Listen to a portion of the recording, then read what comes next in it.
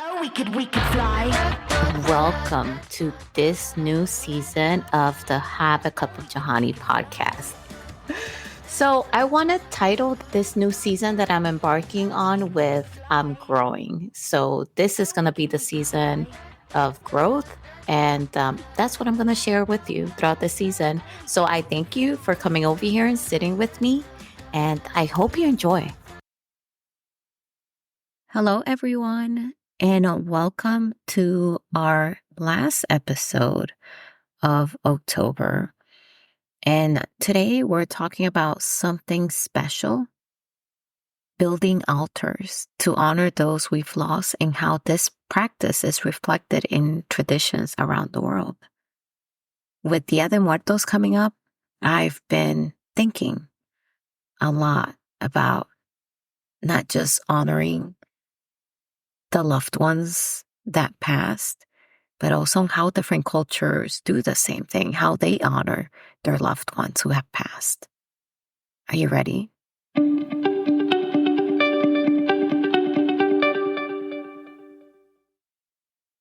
After losing family members and most recently Lento, and before that John, and before that my other fur babies, I wanted a way to stay connected with them.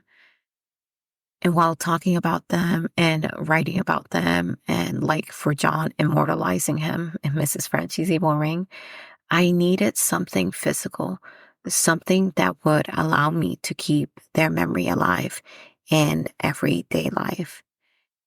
And that's when, talking with my husband, we decided to create an altar in my home dedicated to the memory of the loved ones that have passed. And this is a practice that many cultures around the world use to honor those who have passed. And from looking in the internet, I could tell that the gist of it all stays the same, which is to honor the dead. The practice is what usually differs. But creating an altar isn't just a personal ritual for me. It is rooted in culture and the need to stay connected. And one of the cultures that I am tied to is the Mexican culture, where they have Dia de Muertos. And this holiday celebrates the lives of those who have passed. And one of the big elements that it has is la ofrenda. In this version of honoring the dead, it's similar to what I have in my home, which is a table with the photographs, the pictures of those who have passed, along with their favorite foods for my grandmother. And for the pets, I put their little collar there. And in Mexico, they also have marigolds in their altars, which welcomes the spirits of their loved ones back to the living world for a day of celebration and remembrance. So it's not a day of mourning, but it is a joyful day to honor them and reconnect with their spirit in the living world. And like I said, I created something similar, and I will be revamping it this year with the photo of Lento and a candle and a couple of other favorite toys, just because if I put in there their food, I have other pets in the house that will most likely jump on it and eat the ofrenda. So for me, the ofrenda needs to be not edible, not food.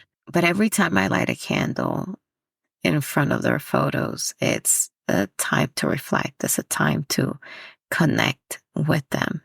And it's almost as if I'm inviting them to come over and come and sit by my side, just like they did when they were here. But from researching it a little bit further, it's not just Dia de Muertos or All Souls Day. There are other celebrations around the world that occur. And I'm getting this from inthelightturns.com. And they have a few celebrations from around the world here that people celebrate.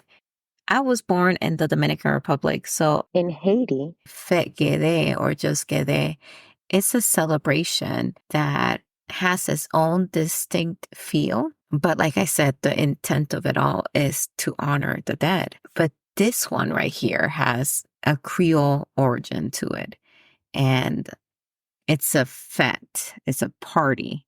So the party is kind of like they comparing it to Mardi Gras here with Halloween and a little bit of Dia de Muertos all combined. And it involves dancing, feasting, visiting cemeteries, and making offerings to the dead. And people like to dress up and dance using traditional moves to the sound of a drum.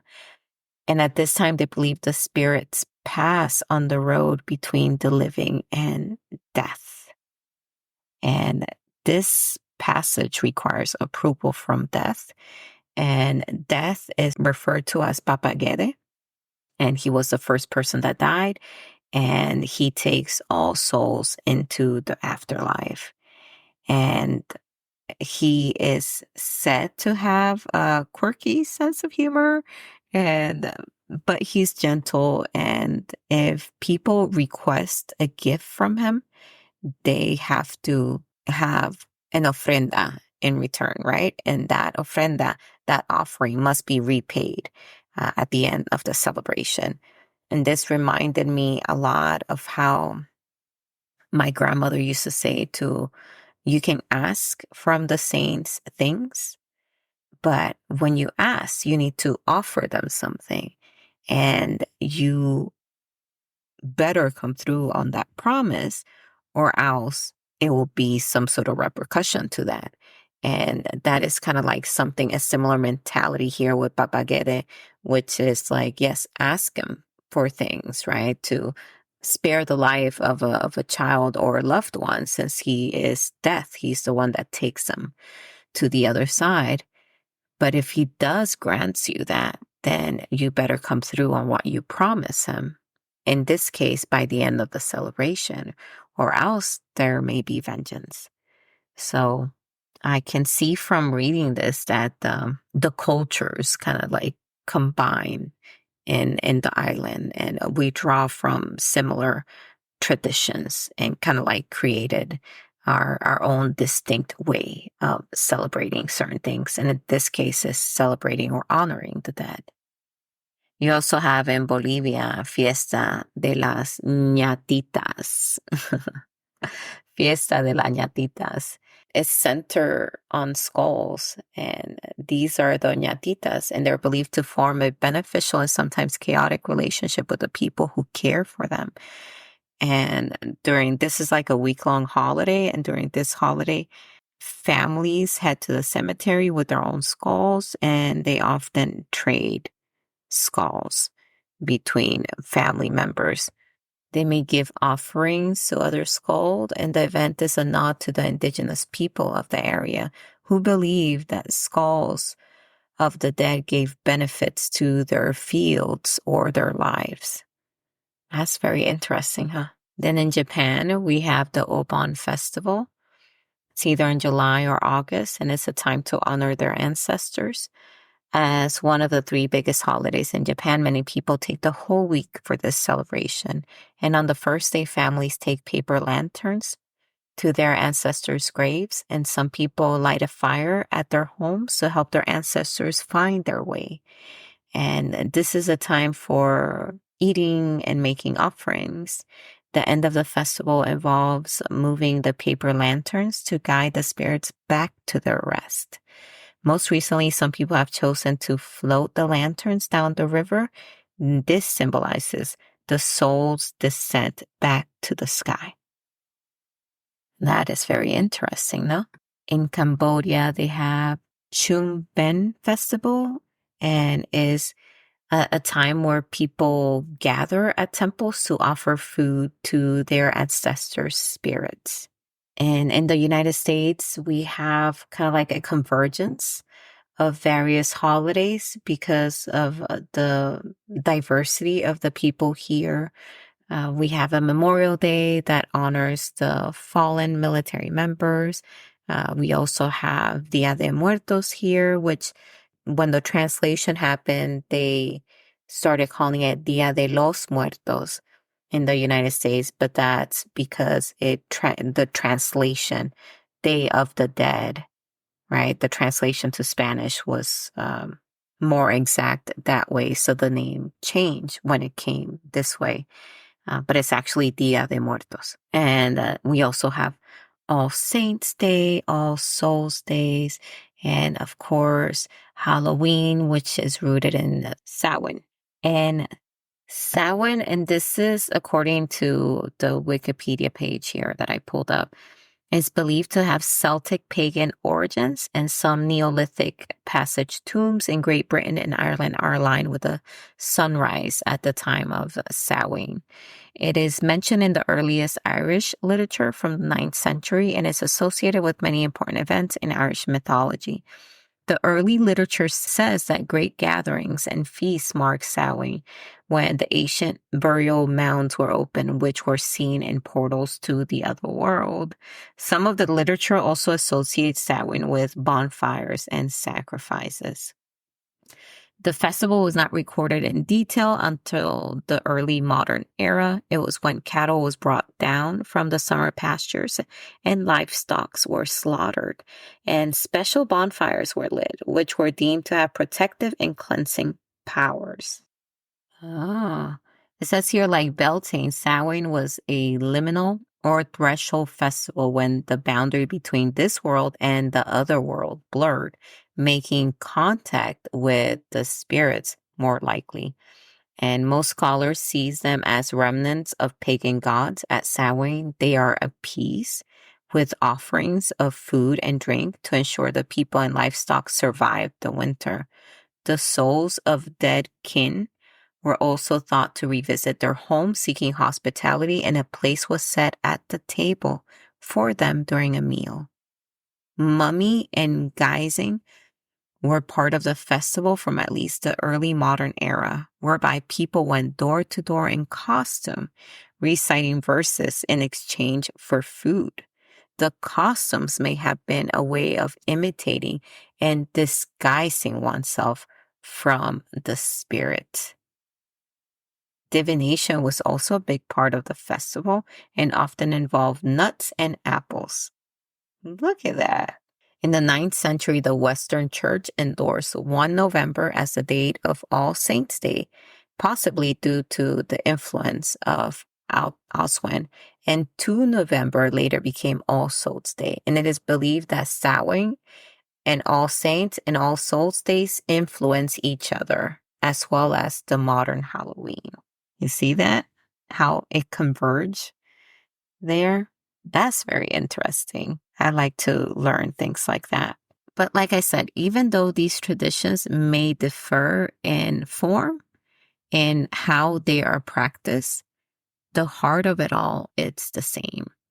Because the heart of it all is finding a way to remember, honor, and stay connected to our loved ones.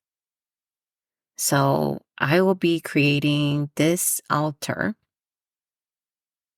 this year and putting lentil on it. And I am sure that it will be a mix of emotions. But I know in the end, it will help me to feel at peace, and it will help me to lessen the loss of my fur baby, because I would be feeling the connection. And doing this, it's my way of keeping their memory alive and celebrating what they brought to my life. And the act of lighting a candle on this altar, it will be a meaningful object. And it's sitting there by their photos and talking to them and reminiscing about them is a way of having that connection like strengthened through practice. But these global traditions shows us that grief and remembrance are universal. They go from continent to continent, country to country. While the weight of loss never fully goes away, having a sacred space to honor our loved ones give us a way to carry that grief more peacefully. And through that, we continue to celebrate their lives and not just mourn their absence. So as Dia de Muertos approaches, or whatever tradition that speaks to you, I encourage you to think about how you can create your own ritual, your own space to honor those you've lost. It doesn't have to be like this fancy, grand thing, just something that feels right to you. And whether it's an altar, a photo, lighting a candle, putting some toys out, their favorite toys, these simple acts of remembrance can help us stay connected. I thank you for tuning in today, and I hope that this episode inspired you to find your own way to honor your loved ones. And I will talk to you next time. Okay? Bye. Oh, we could fly. Thank you so much for listening. I want to hear from you. Leave me a comment, do a rating if you can on the podcast, share it with somebody you love, but most importantly, come back. See you next time. Bye.